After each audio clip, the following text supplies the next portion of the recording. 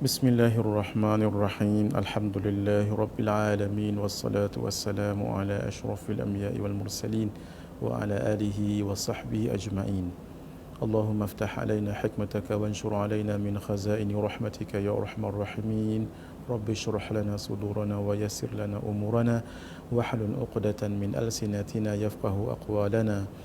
ولا حول ولا قوة إلا بالله العلي العظيم ولا حول ولا قوة إلا بالله العلي العظيم ولا حول ولا قوة إلا بالله العلي العظيم اللهم بارك لنا في هذه شهر رمضان وأعنا على الصيام والقيام وغض البصر وحفظ اللسان وقراءة القرآن يا رحيم يا رحمن يا كريم يا منان وصلى الله تعالى وسلم على سيدنا محمد وعلى آله وصحبه أجمعين والحمد لله رب العالمين. خير ما أحييكم به تحية الإسلام وتحية الإسلام السلام. السلام عليكم ورحمة الله وبركاته.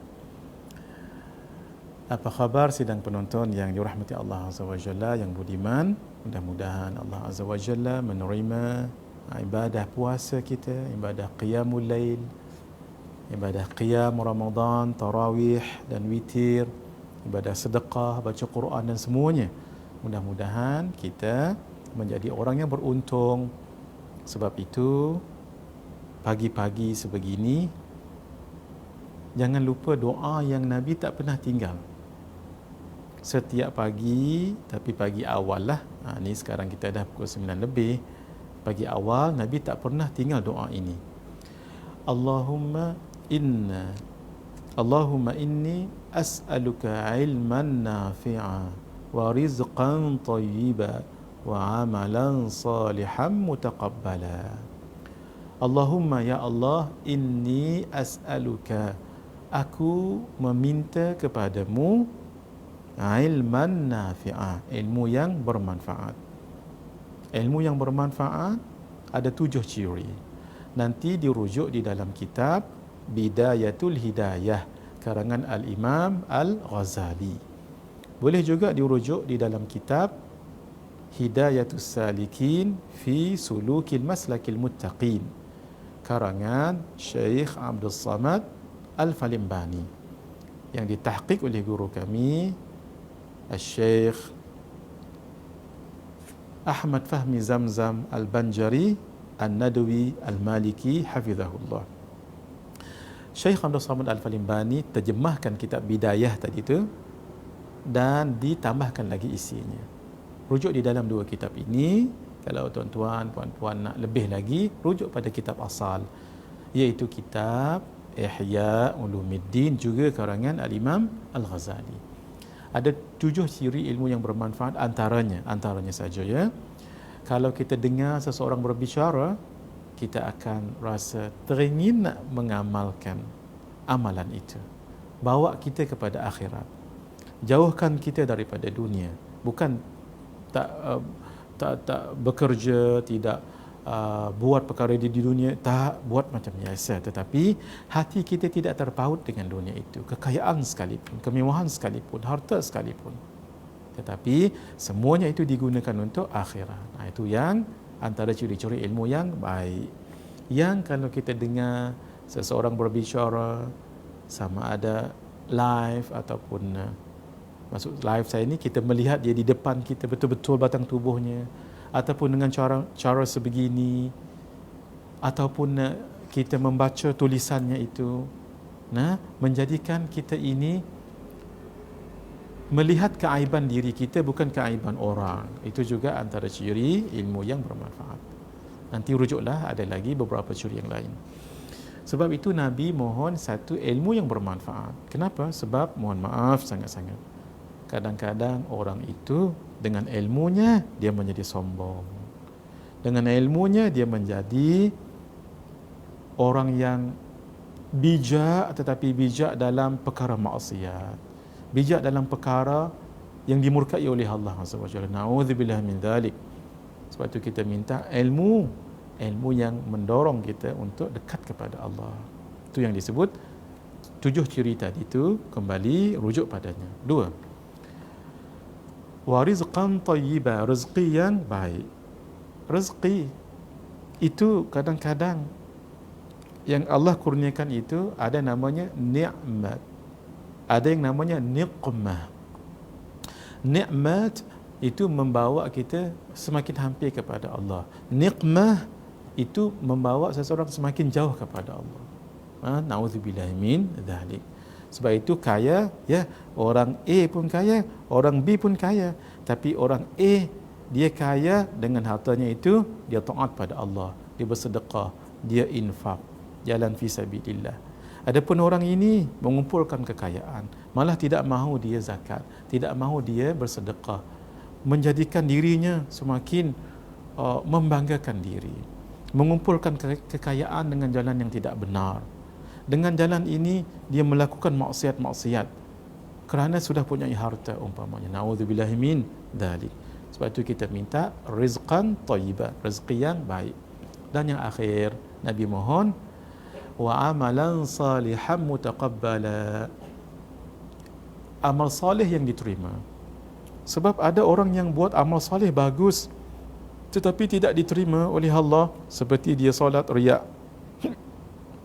Dia solat kalau riak, akhirnya nanti jadi na'udzubillahi min dzalik, neraka. Nah, kan kita baca dalam surah dalam ayat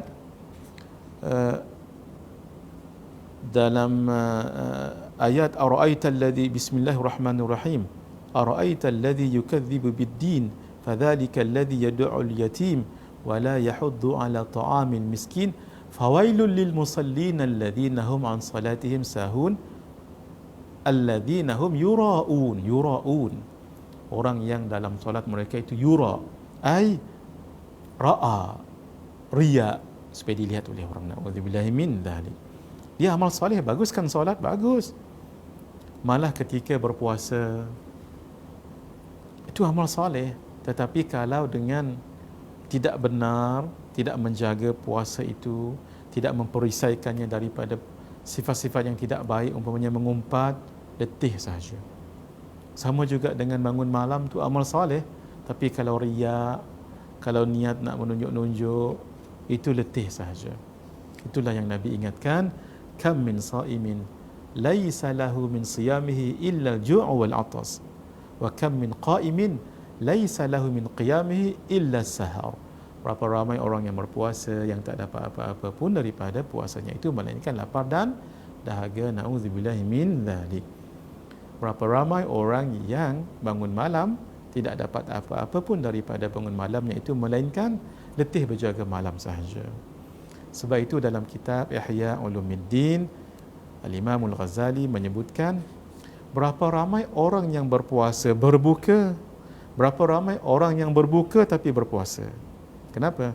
Berapa ramai orang yang berpuasa tapi berbuka sebab dia mengumpat orang, dia mengata orang, pandangannya tak dijaga, perkataannya tak dijaga, perlakuannya tidak dijaga.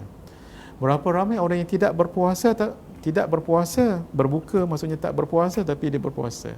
Kenapa? Walaupun dia tak puasa. Maksud saya ni puasa di hari lain, ya, puasa Ramadan ni wajib. Nah, tapi dalam keadaan tak puasa juga, contoh perempuan yang tidak dapat puasa kerana mani' syar'i, penghalang dari segi syarak. Apa dia? Dari segi syarak dia tak boleh puasa sebab kerana haid, tapi dia jaga mulutnya, jaga. Orang begini walaupun dia tak boleh puasa tetapi seperti berpuasa. Sama juga di hari-hari lain di luar daripada Ramadan, dia tak puasa tapi dia jaga akhlaknya, jaga hubungannya baik dengan Allah, dengan manusianya. Begitulah orang yang jaga dirinya itu seperti orang yang berpuasa juga. Naam. Hadirin yang dirahmati Allah, janganlah lupa pagi-pagi ni hafalkan doa ni dan diamalkannya. Allahumma inni as'aluka ilman nafi'a wa rizqan thayyiba wa amalan salihan mutaqabbala. Itu kalau untuk seorang-seorang. Kalau kita berjamaah dengan anak isteri waktu subuh tu kan, eloklah baca doa ni tapi tukar. Tadi kan Allahumma inni as'aluka, tukarlah Allahumma inna nas'aluka. Allahumma inna nas'aluka ilman nafi'a wa rizqan thayyiba wa amalan salihan mutaqabbala. Nah, diamalkan hari-hari supaya hafal, kerana apa rahsianya Nabi doa 3 perkara ini di awal pagi? Mesti ada rahsianya untuk membentengi diri kita supaya tahu. Jangan ada ilmu tetapi boleh memudaratkan. Jangan ada rezeki tapi nanti akan dipertanggungjawabkan oleh Allah kerana tak guna jalan yang elok. Jangan beramal soleh tapi letih sahaja. Kita sentiasa peringatkan diri kita. Baik. Mari sama-sama kita sambung pengajian kitab 66 hadis Fadilat Ramadan. Alhamdulillah, hari ini hadis yang ke-44 pada muka surat 63. Menghapuskan dosa terdahulu. Dosa-dosa kecil yang dilakukan dahulu, maka kalau kita puasa Ramadan, maka dihapuskan oleh Allah. Daripada Sayyidina Abu Hurairah radhiyallahu taala anhu, daripada Nabi sallallahu alaihi wasallam bersabda, "Man shama Ramadhana imanan wa ihtisaba." Sesiapa yang berpuasa pada bulan Ramadan dengan penuh keimanan dan pengharapan. Apa maksud pengharapan? Mari kita lihat footnote 67. Kalimah imanan wa ihtisaba bermaksud yakin dengan kewajipan puasa yang datang daripada Allah. Kita yakin ini datang daripada Allah, serta mengharapkan pahala hanya daripadanya, hanya daripada Allah, bukan nak minta pujian, sanjungan orang lain. Baik. Dua tu tadi, iman, memang ini puasa ini datang daripada Allah, Allah yang perintahkan. Wahtisaban, mengharapkan ganjaran daripada Allah, bukan pujian daripada makhluk. Ghufira lahu ma taqaddama min dhanbi, diampunkan kepadanya dosa-dosanya yang telah lalu. Maksudnya dosa-dosa kecil, alhamdulillah, diampunkan oleh Allah. Tapi syaratnya apa tadi? 2. 1, puasa dengan penuh keimanan, yakin perintah ni datang daripada Allah. Wahtisaban, mengharapkan pahala hanya daripada Allah. Hadis ini diriwayatkan oleh Imam Bukhari dan Muslim, disebut muttafaqun alaih. Hadis ini diriwayatkan juga oleh Imam Abu Daud, Imam At-Tirmidzi, Imam An-Nasa'i, Imam Ibnu Majah, Imam Al-Baihaqi, Imam Ahmad, Imam Ibnu Abi Shaybah, Imam At-Tabrani, Imam Ibnu Hibban, Imam Ibnu Khuzaimah, Imam Abu Awanah, Imam Abu Ya'la, Imam Al-Humaidi, Imam At-Tayalisi, Imam At-Tahawi dan Imam Al-Baghawi. Allah, ketika kita sebut nama ulama-ulama hadis ini, rasa kerdil, rasa kecil diri kita hadirin. Sebab mereka ini dalam bab hadis imam, bukan imam, bukan imam yang seperti kita tahu, imam solat rawatib, imam besar umpamanya, yang di masjid-masjid, tidak ya, mereka juga mulia. Tapi yang kita bicarakan ini dalam bab hadis, ketika seseorang itu sudah mencapai darajah al-imam, Masya Allah, tabarakallah, orang ini sudah sangat tinggi martabatnya. Bayangkan nak jadi muhaddis, orang itu, sebahagian ulama mengatakan hendaklah telah menulis 70,000 hadis. Sebahagian mengatakan membaca 70,000 hadis. Nak jadi muhaddis baru sedikit, imam ni lebih tinggi di atasnya. Rahimahumullahu rahmatan wasi'ah. Baik. Mari kita lihat hadis yang seterusnya, muka surat 464, hadis ke-45. Daripada Sayyidina Abu Sa'id Al-Khudri radhiyallahu taala anhu, kita dah bagi tahu kubur beliau di perkuburan Baqi' di Madinah, di kawasan berdekatan dengan kubur Sayyidina Uthman bin Affan radhiyallahu taala anhum.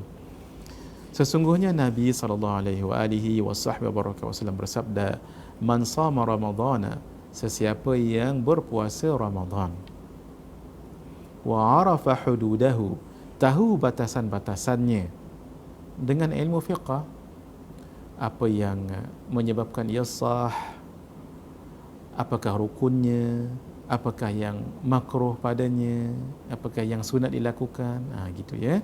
Wa tahaffadha mimma kana yanbaghi an yatahaffadha min, dan menjaga diri daripada sesuatu yang mesti dijaga daripadanya, iaitu jaga yang haram jangan dibuat, makruh, demikian perkara-perkara muhbitat, iaitu perkara yang menggugurkan, iaitu menggugurkan pahala puasa. Puasa tu sah, tak perlu qada, tapi pahalanya gugur, malah dia berdosa, rugi, pahalanya tak ada. Tu namanya al-muhbitat. Contoh, bercakap bohong ketika berpuasa, mengumpat, mengeji, namimah dan lain-lain lagi, fitnah dan lain-lain lagi, ya. Baik. Kaffara ma qablahu, akan diampunkan dosanya yang sebelumnya, dosa-dosa kecil. Alhamdulillah. Orang kalau dia rasa berat dalam kehidupan, lambat dalam sesuatu urusan, lambat dalam menghafaz, lambat dalam memaham sesuatu, mohon maaf ya, kadang-kadang anak-anaknya degil padanya, maaf, kadang-kadang mak anak tu yang degil ataupun bapa anak tu yang degil, kadang-kadang kerana dosa kita, hadirin. Sebab itu mohon ampun banyak kepada Allah Subhanahu wa taala. Hadis ini riwayat Imam Ahmad dan Imam Al-Baihaqi. Hadis yang ke-46, orang yang berpuasa ni seperti tidak berdosa kerana dosa diampunkan oleh Allah. Daripada Sayyidina Abdul Rahman bin Auf. Kadang-kadang disebut dengan Ibnu Auf. Nabi pernah sebut, ya Ibn Aufin, wahai Ibnu Auf, ai Abdul Rahman bin Auf.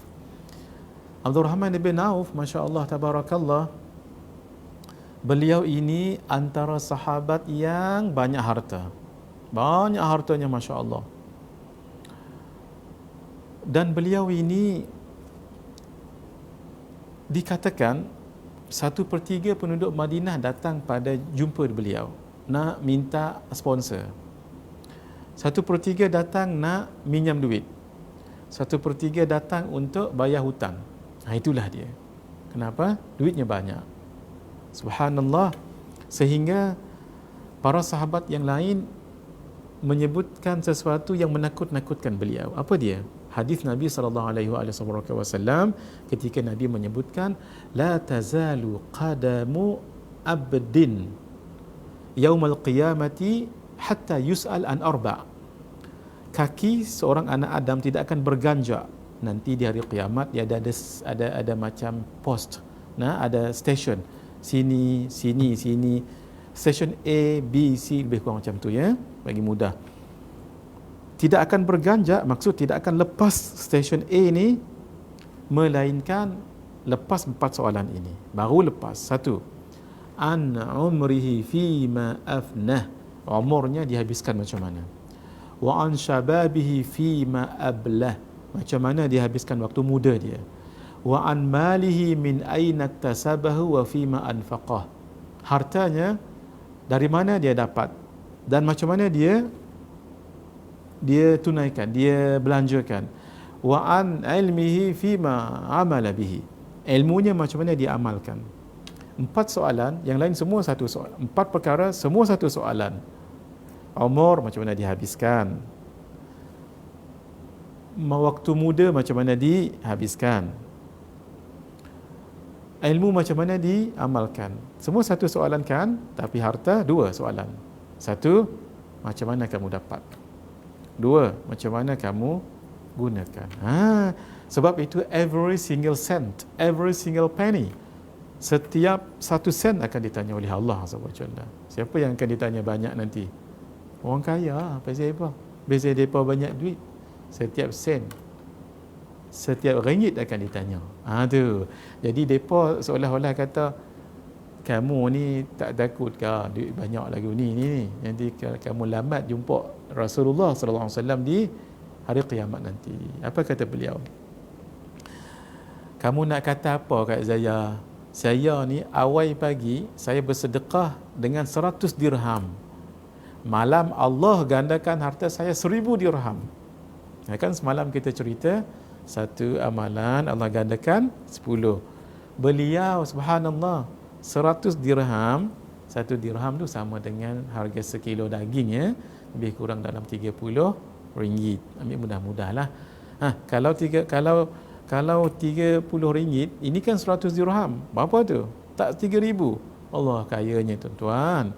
Hari-hari gitu. Malam Allah gandakan jadi berapa? Menjadi 30,000. Dapat dengan 10. Allah. Pasal itulah harta tak pernah berkurang. Subhanallah. Itulah dia Sayyidina Abdul Rahman bin Auf. Beliau pernah dimuliakan oleh Sayyidatina Aisyah radhiyallahu taala anha. Kalau kita menjadi tetamu Allah dan tetamu Rasulullah sallallahu alaihi wasallam berkesempatan pergi ke Madinah, kan kita ziarah Nabi kan? Jadi di situlah sebenarnya bilik Sayyidatuna Aisyah. Tempat Nabi disemadikan itu adalah tempat bilik Sayyidatina Aisyah. Kenapa? Sebab Nabi kalau wafat, di situlah dikuburkan.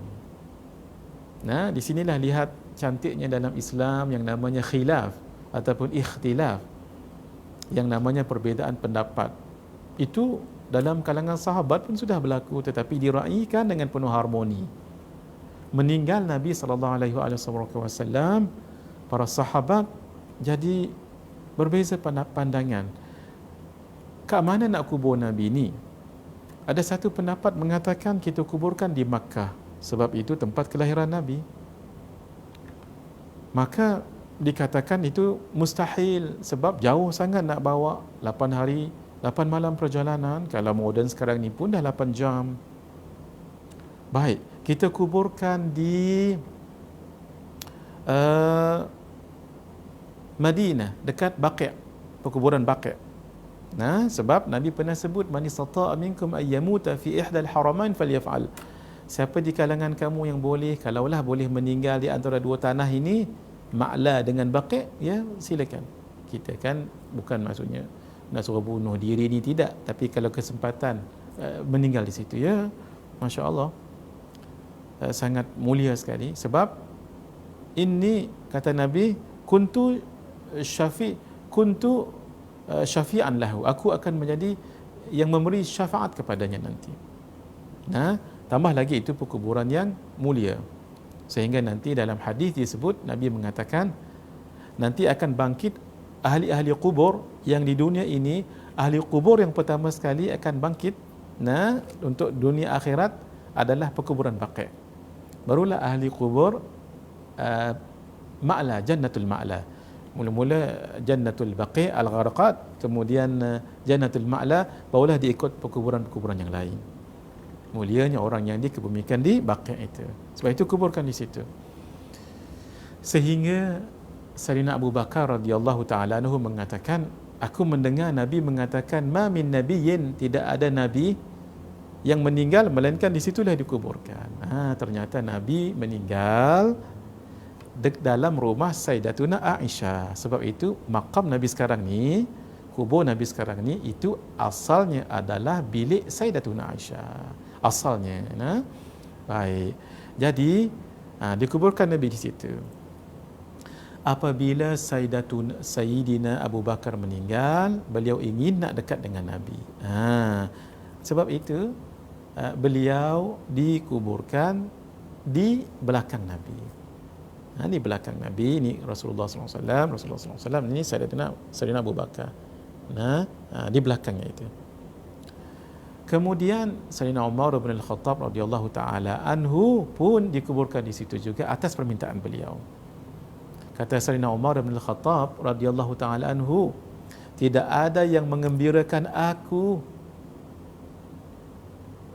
sehingga permintaanku, sebab beliau hantar anak beliau Sayyidina Abdullah bin Umar, Ibnu Umar radhiyallahu taala anhuma, untuk jumpa dengan Sayyidatuna Aisyah, minta izin, boleh tak kalau saya meninggal, maksudnya Sayyidina Umar meninggal, boleh tak dikebumikan di belakang ataupun di sebelah Sayyidina Abu Bakar As-Siddiq. Sebab Sayyidina Umar nak biar satu tanah dekat dengan sahabatnya dan kekasihnya Rasulullah SAW.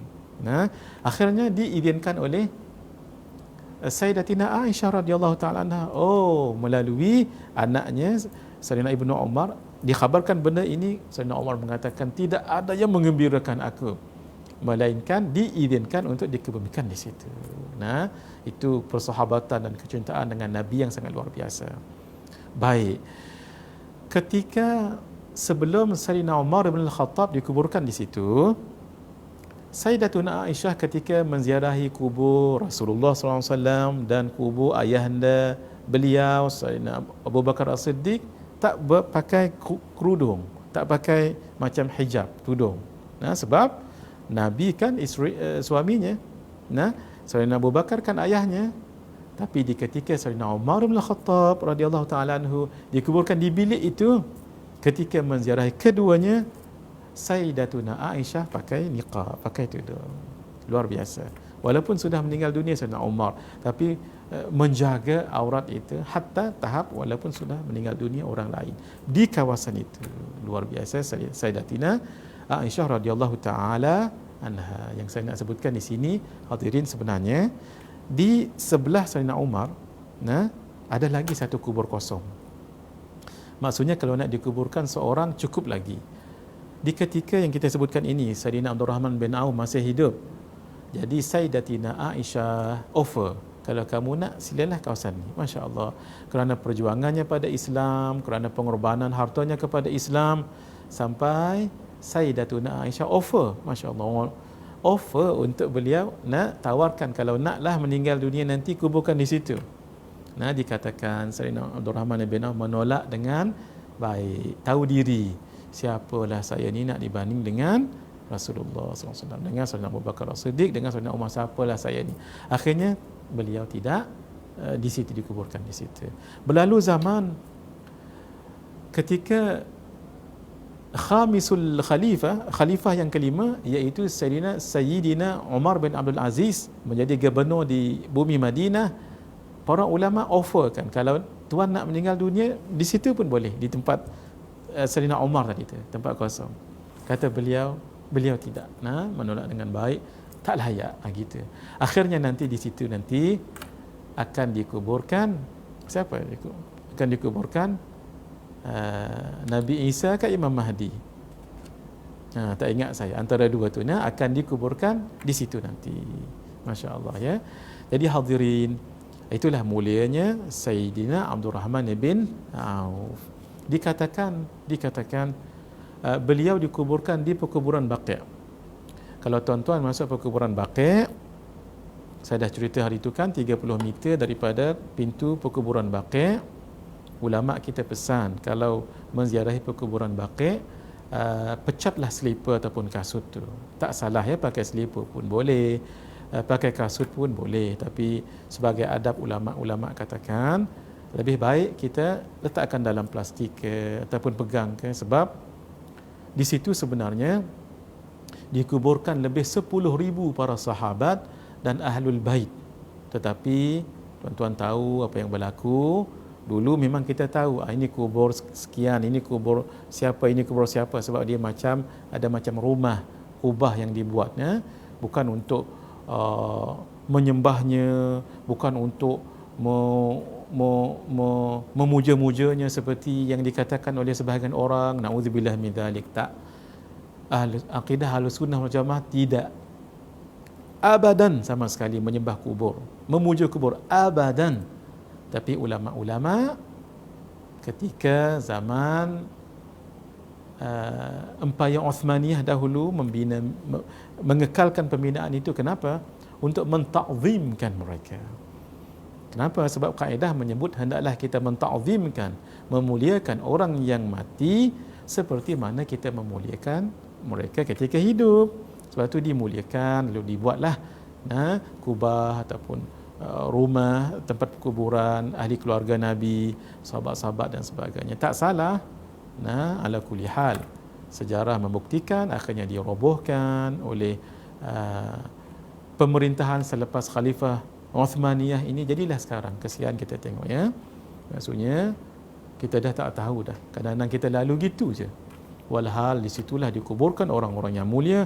Alhamdulillah, alhamdulillah, alhamdulillah. Ada lagi Allah simpankan kubur-kubur ini masih dihafaz dan diingat oleh para alim ulama.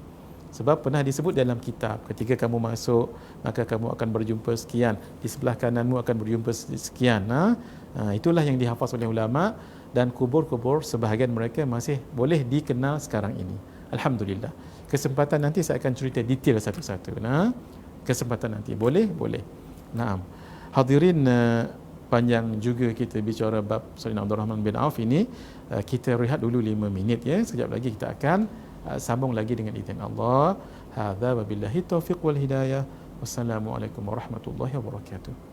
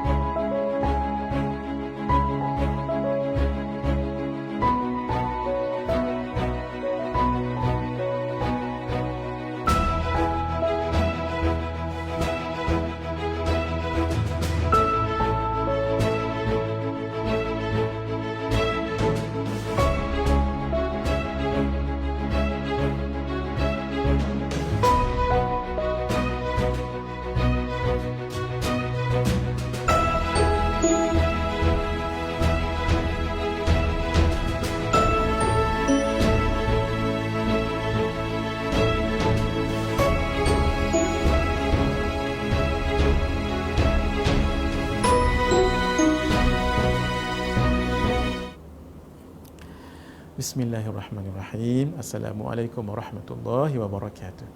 Sedikit kita sambung tentang perkuburan di Baqi' itu, hadirin.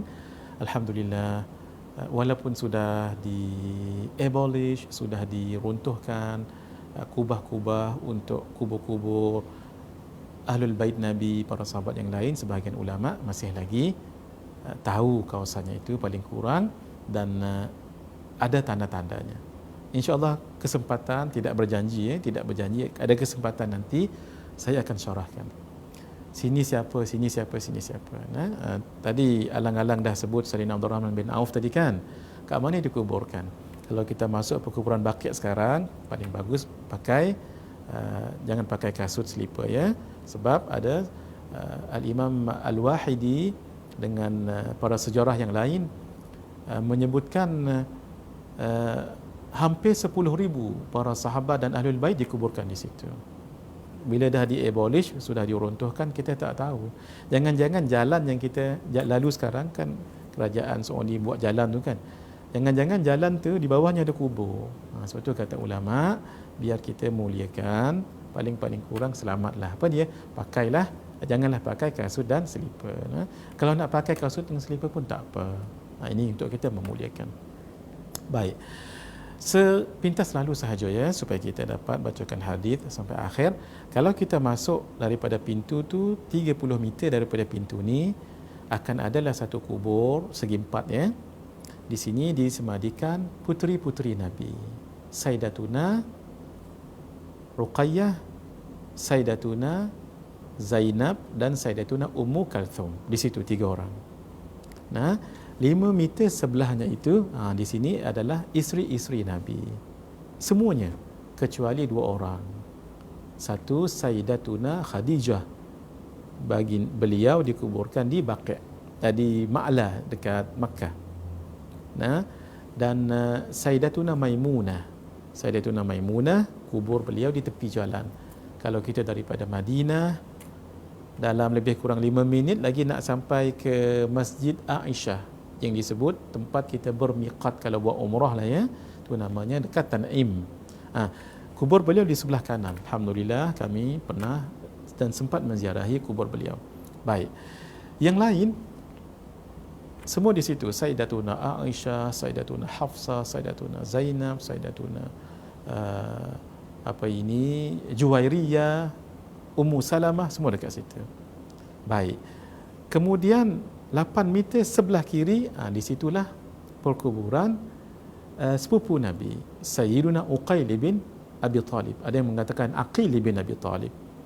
dan juga saudara susuan Nabi, Sayyidina Abu Sufyan ibn Harith dekat situ. Kemudian dikatakan sahabat Nabi yang bernama Sayyidina Abdullah ibn Ja'far At-Tayyar. Ayah beliau Ja'far itu dicantas tangannya dalam perang Mu'tah, sehingga kedua tangan dah habis, dah putus. Lalu akhirnya Nabi mengatakan nanti dia akan terbang dalam syurga. Sebab itu disebut Tayyar. Itu Sayyidina Ja'far At-Tayyar, anak yang dikuburkan di situ. Baik. Selepas itu, dalam 20 meter daripada kubur ni, mohon maaf, dalam 10 meter daripada kubur ni ada dua kubur, betul-betul di penjuru. Situlah dikuburkan Imam Malik bin Anas yang kita sebutkan dengan Imam Ad-Dar, Imam Darul Hijrah. Di kepala beliau, Imam Malik bin Anas, di kepala beliau adalah guru beliau, iaitu Al-Imam Nafi', maula kepada Ibnu Umar. Maula maksudnya hamba, tapi telah dibebaskan oleh tuannya, tapi dia tak mau balik rumah, tak mau balik kampung, umpama gitulah, tetap juga berkhidmat dengan tuannya, itu dipanggil maula. Asalnya adalah hamba. Baik. Yang ni yang saya nak ceritakan. 20 meter daripada kubur Imam Malik dan Imam Nafi', depan tu 20 meter, ada satu kubur kecil je. Situlah kubur Sayyidina Ibrahim bin Rasulullah, iaitu Sayyidina Ibrahim bin Rasulullah, anak Nabi, iaitu Sayyidina Ibrahim daripada ibunya Maryah Qibtiyah. Baik. Di situlah dikuburkan Sayyidina Abdul Rahman bin Auf. Di surrounding itu Sayyidina Sa'ad bin Abi Waqqas, Sayyidina Abdul Rahman bin Auf, Sayyidina Uthman bin Maz'un. Nanti kita akan cerita insya-Allah. Jadi bermakna kalau nak ziarah Sayyidina Abdul Rahman bin Auf, di situlah. Macam mana pergi kat kubur beliau? Assalamu alayka ya Sayyidana Abdul Rahman bin Auf, jazakallahu anna khairal jaza. Lebih kurang macam tu. Ada caranya lah kalau nak menziarahi kubur-kubur ini. Baik. Daripada Sayyidina Abdul Rahman bin Auf radhiyallahu taala anhu, sesungguhnya Rasulullah sallallahu alaihi wa alihi wasahbihi wasallam bersabda, inna syahra ramadhana syahrun faradallahu alal muslimina siyamahu. Sesungguhnya bulan Ramadan adalah bulan di mana Allah memfardukan orang Islam untuk berpuasa dalamnya. Sebab itu disebut puasa fardu Ramadan. Wa sanantu lakum qiyamahu, aku sunnahkan kamu untuk melakukan qiyam solat tarawih. Asalnya Allah tak fardukan pun solat tarawih ini, tapi saya yang mengatakan ia sunat, kata Nabi sallallahu alaihi wasallam. Faman samahu wa qamahu imanan wa ihtisaba, maka sesiapa yang berpuasa dan melakukan qiyam padanya, iaitu qiyam salat tarawih yang dilakukan dengan penuh keimanan dan pengharapan, sudah kita syarahkan tadi, kharaja minadh-dhunubi ka yaumi waladathu ummuhu, dia akan keluar daripada dosa-dosa seperti hari dia dilahirkan oleh ibunya. Orang yang dilahirkan oleh ibunya berdosa tak ada dosa pun. Sebab itu kita suka dengan budak-budak tu, sebab budak-budak tak berdosa. Hadis ini diriwayatkan oleh Imam Al-Hakim dan Imam At-Tirmidzi. Ya Allah, setiap malam kita tarawih alhamdulillah walaupun di rumah. Hadirin, satu nasihat untuk kita dapat fadilat yang banyak ya. Kalau siapa yang solat tarawih di rumah, sama ada 20 rakaat ataupun 8 rakaat, sebaiknya habiskan bersama dengan imam, pakat-pakat dengan ayah, dengan suami ataupun dengan adik-beradik yang jadi imam tu. Kita sembahyang sampai habis. Kalau 20, 20. Kalau 8, 8 lah. Dan sangat bagus kalau dikhatamkan dulu dengan witir. Sebab bukan semua orang nanti boleh witir. Bila dah tidur, Allah, nak bangkit subuh tu kadang-kadang jadi berat. Jadi macam mana? Witir dahulu, sekali witir. Jadi 23 rakaat lah kita solat bersama dengan imam, ataupun 11 rakaat lah bersama dengan imam. Siapa yang solat 8 rakaat ya, jangan tak bersama dengan imam. Kenapa? Pahalanya besar. Tuan-tuan mahu tak kita tidur-tidur macam tu pahalanya seperti kita tak tidur bermula daripada maghrib sampai subuh? Mahu tak? Siapa tak mahu? Ini yang Nabi sebut. Innahu, kata Nabi, sesungguhnya man qama ma'al imam hatta yansarifa, sesiapa yang solat, iaitu solat tarawih dan witir tadi bersama dengan imam sampai imam balik, maksud sampai imam habis, kutiba lahu qiyamu lailatin, maka ditulis baginya pahalanya seumpama dia bangun qiyamul lail sepanjang malam. Allah, Allah, Allah. Hadirin, tolong jangan dilupa. Dalam bulan Ramadan, terutama sekali 3 perkara ni jangan dilupa. Tolong catat ya, dan ingatkan. 1, jangan tidak solat subuh berjamaah. 2, jangan tidak solat bersama dengan imam sampai habis. Maksudnya solat dengan imam sampai habis. Kalau imam solat 8 rakaat tak witir, tak apa, ikut imam. Kalau imam solat 8 rakaat dengan witir, ikut imam. Imam solat 20 rakaat sahaja, tidak berwitir, ikut imam. Imam solat 23 rakaat bersama dengan witir, ikut imam. Yang penting ikut imam. 2, 3. Ini jangan lupa hadirin. Membaca 3 ayat terakhir surah Al-Baqarah. Jangan dilupa ya. Apa dia ayat dia? Ayat membaca ayatul kursi dulu, maaf, ayatul kursi dibaca sehingga 2 ayat selepasnya, iaitu ayatul kursi wa huwal aliyyul azim. Sambung lagi, la ikraha fid din qad tabayyana ar-rusydu minal ghayy faman yakfur bit-taghut, sampai 2 ayat selepasnya. Kemudian baca ayat amanar rasulu bima unzila ilaihi min rabbih. Paling bagus ambil yang satu lagi lah sebelumnya tu, lillahi ma fis samawati wa ma fil ardh. Barulah amanar rasulu bima sampai habis.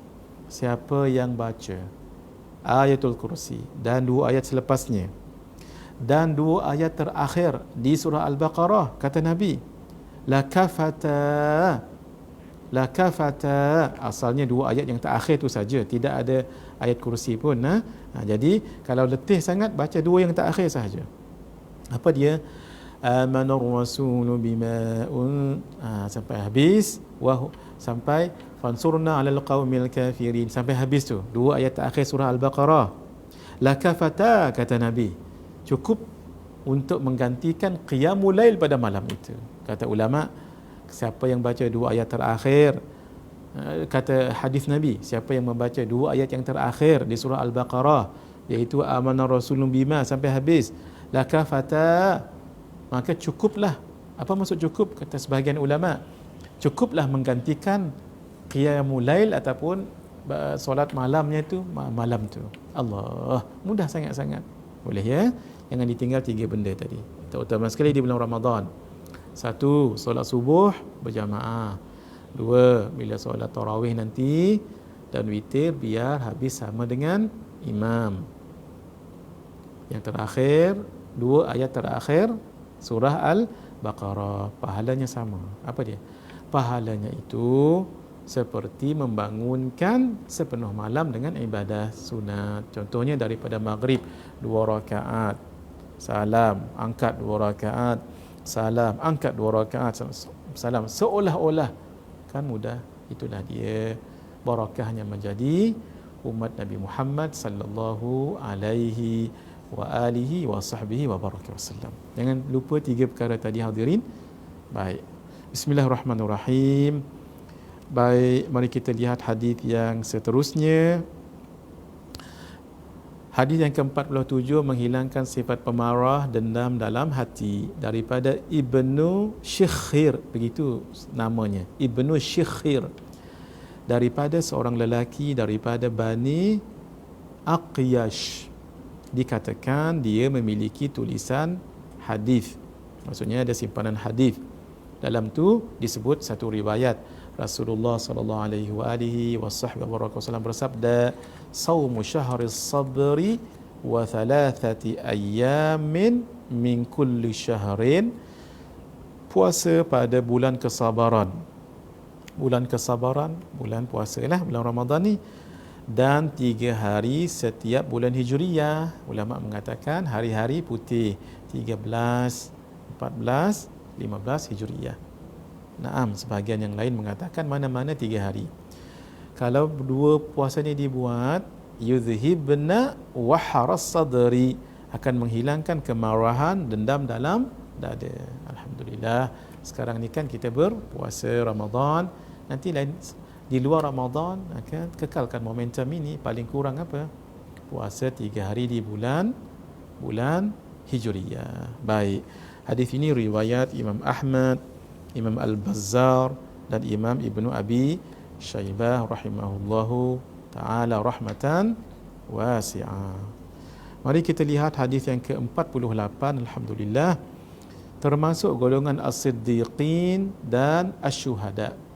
As-siddiqin ini orang yang siddiq, orang yang benar. Kerana maksudnya orang yang ikhlasnya benar-benar. Dan sudah kita bicarakan, Sayyidina Abu Bakar itu disebut as-siddiq. Kenapa? Imannya sangat benar.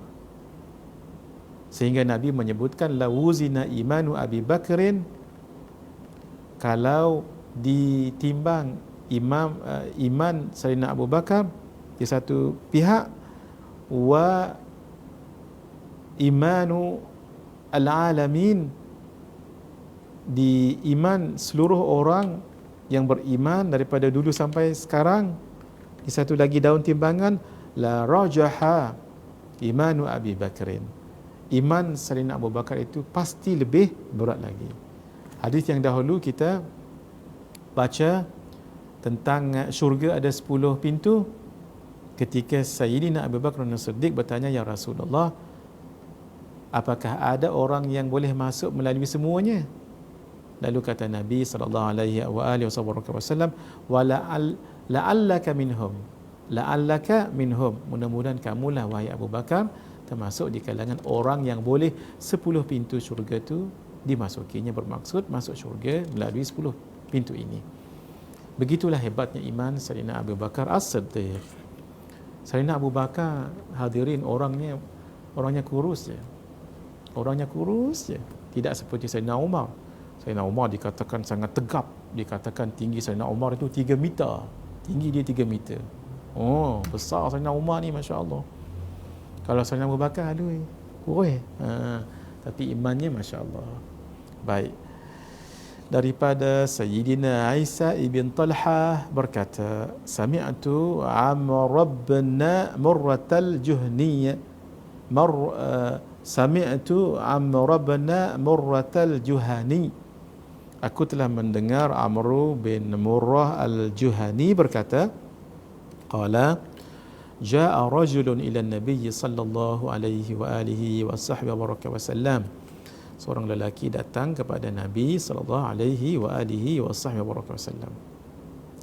Faqala, lalu bertanya, ya Rasulullah, wahai Rasulullah, ara'aita in syahidtu an la ilaha illallah wa annaka Rasulullah, wahai Rasulullah, bagaimanakah menurut Tuhan jika aku bersaksi bahawa tiada Tuhan yang disembah melainkan Allah, dan aku bersaksi sesungguhnya Tuhan adalah pesuruh Allah, wa sallaitu salawatil khamas, aku solat dengan solat yang 5 waktu, wa addaitu zakah, aku menunaikan zakat, wa sumtu Ramadan, aku berpuasa Ramadan, wa qumtuhu, dan aku berqiyam di dalamnya, maksud bersolat tarawih di dalam bulan Ramadan. Famimman ana, lalu daripada golongan yang manakah saya ni ya Rasulullah? Qala sallallahu alaihi wa alihi wasallam, baginda Rasulullah sallallahu alaihi wa alihi wasallam menjawab, minas siddiqin wasyuhada, daripada golongan as-siddiqin, orang yang benar, orang yang ikhlas, yang benar, dan syuhada, orang yang mati syahid. Allah, tak perang ke medan jihad pun dapat pahala sebegini. Tapi pastikan apa? Benar-benar beriman kepada Allah sebagai Allah dan Rasulullah sallallahu alaihi wasallam sebagai pesuruh Allah. Jangan lupa solat wajib 5 waktu sehari semalam, menunaikan zakat, berpuasa di bulan Ramadan, dan ada tambah lagi tu, qiyam dia dengan solat tarawih.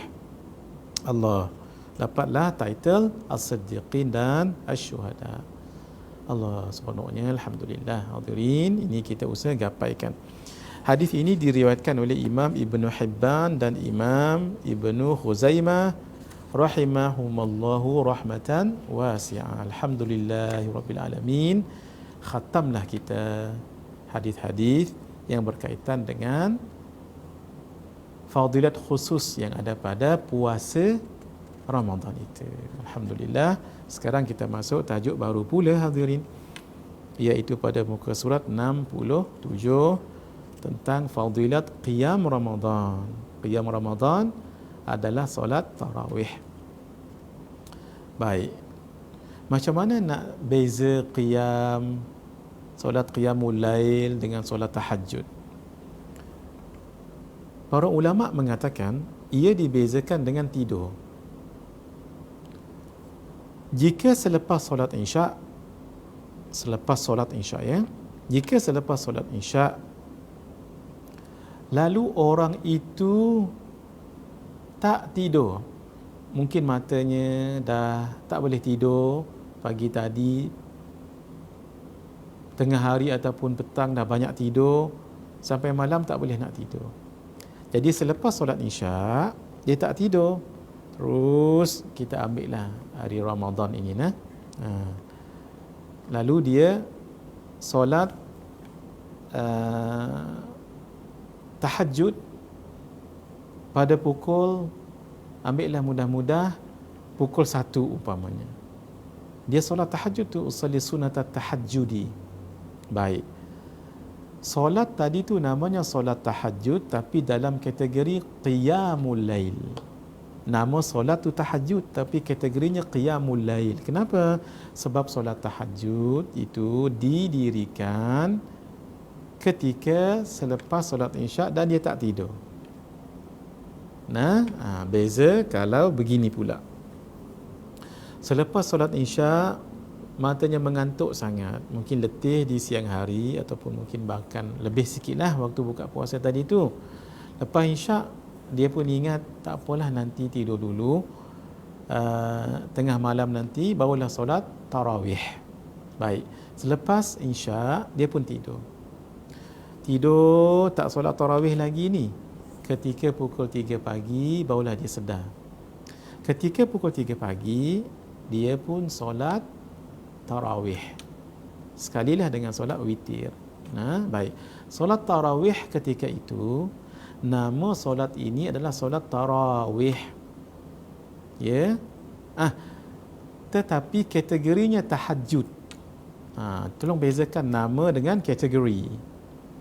Solat yang didirikan selepas solat isyak tanpa tidur dulu, kategorinya qiyamul lail, walaupun namanya solat itu solat tahajud, solat tasbih, solat taubah, solat witir, kategorinya qiyamul lail sebab tak tidur dulu sebelum mendirikan solat-solat sunat tadi tu. Beza kalau selepas isyak, tapi syaratnya mesti lepas isyak. Selepas isyak lalu tidur, barulah dia lakukan solat. Baik, katalah dia lakukan solat tarawih pukul 3 pagi tadi tu.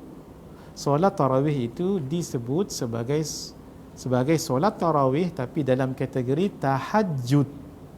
Kenapa? Sebab dia solat selepas tidur. Boleh. Yang membezakannya adalah satu, selepas isyak, dua, dia tidur ataupun belum. Itu supaya kita dapat membezakannya. Baik. Bismillahirrahmanirrahim. Solat tarawih jadi disebut solat qiyam. Sebab itu kalau kita berniat usolli sunnatat tarawih,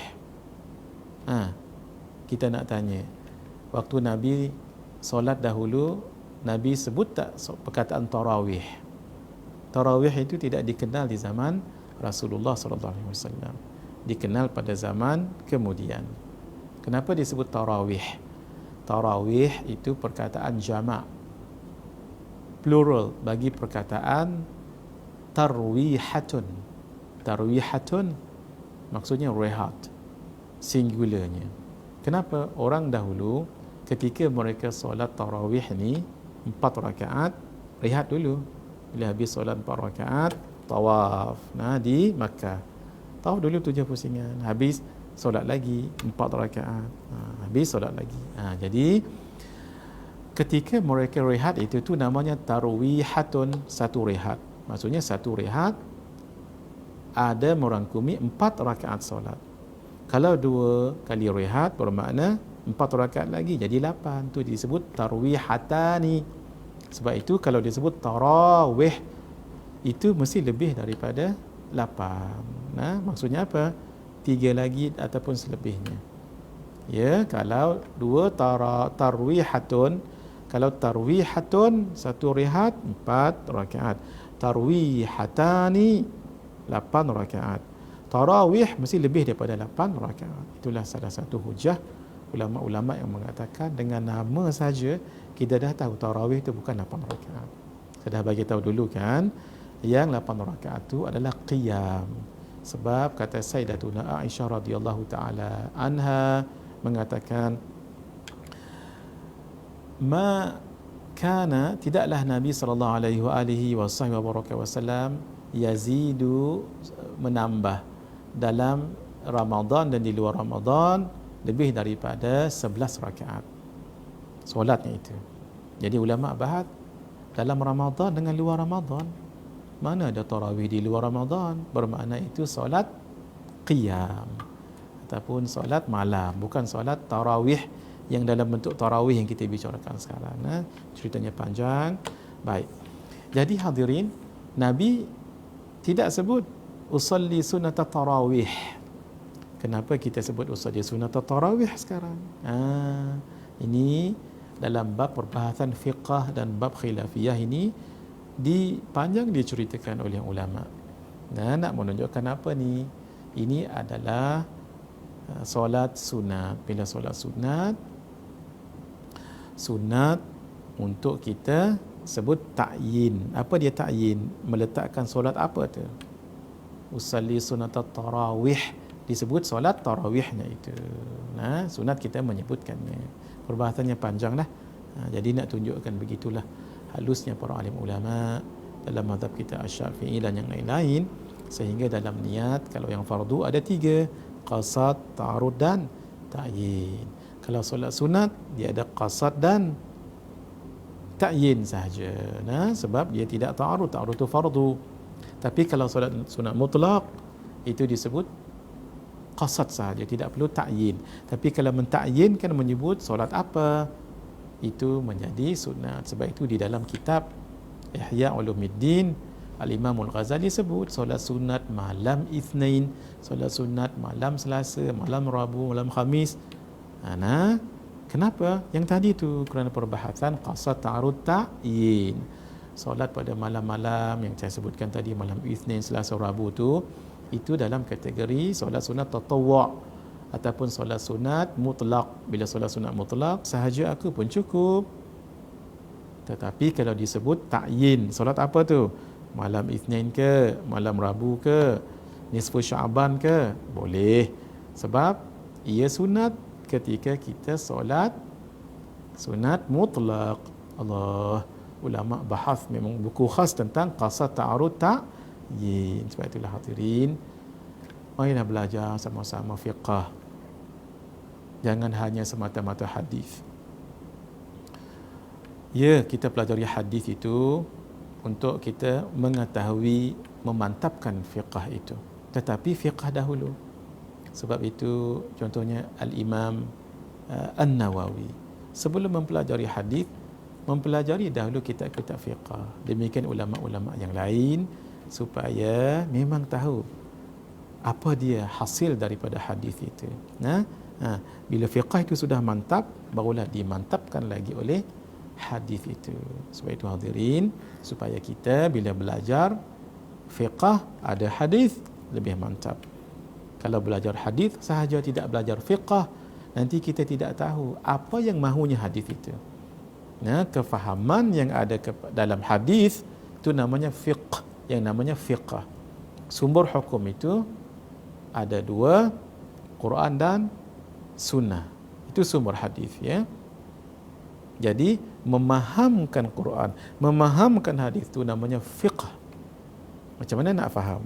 Nah, dan hadis ini, Quran ini ada yang dhanniyud dilalah, ada yang maknanya banyak. Ulama lah yang memahamkannya itu. Nah, subhanallah, dulu pernah saya sebut ketika kita bicarakan kitab ringkasan fiqh puasa, jangan terus baca Quran, jangan terus baca hadis, terus keluarkan hukum, tak boleh. Kenapa?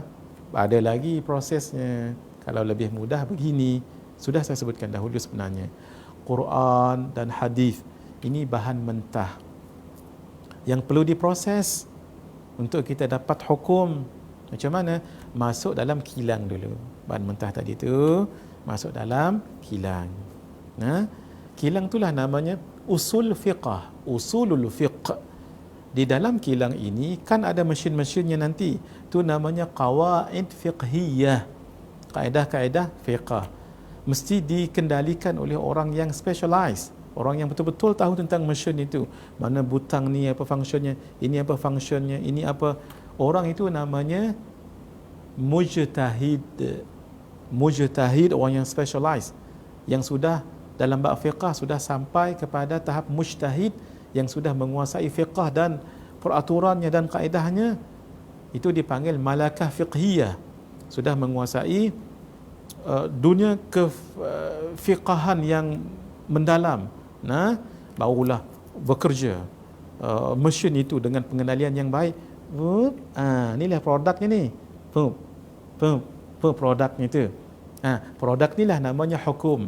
Apa dia yang 5 tu lah? Wajib, sunat, harus, makruh dan haram. Bukan senang. Maksudnya jangan terus baca ni, terus ini sunat ni haram. Tak. Di sinilah dia kilang hukum. Kilang hukum ini dikendalikan oleh orang yang tahu hukum. Yang tahu hukum ini mesti dalam bidang fiqh, bukan dalam bab hadis. Kalau dia tahu fiqh dan hadis, itu nilai tambahnya. Sebab itulah disebut oleh Imam Syafi'i, dikatakan beliau yang sebut ini seperti yang disebutkan oleh Al-Imam Tajuddin As-Subki dalam kitab beliau At-Tabaqat Asy-Syafi'iyah. Beliau mengatakan, Imam Syafi'i mengatakan, innal fuqaha'a kal atibba wa innal muhaddithina kas-sayadilah. Sesungguhnya ahli fiqh itu seperti para doktor. Ahli hadis itu seperti ahli farmasi. Ahli farmasi dia tahu ubat ni apa ingredient dia, tapi dia tak berani nak bagi berapa kali nak bagi ni sakit ni, berapa tablet, apa-apa spoon nak bagi. Yang tahunya siapa? Doktor. Kenapa? Hebatnya ulama-ulama, imam-imam mazhab ini, mereka menguasai hadis dan tahu cara pakainya. Adapun ulama-ulama hadis, mereka itu walaupun menguasai bab hadis, tidak berani mereka nak berkecimpung dalam bab fiqh.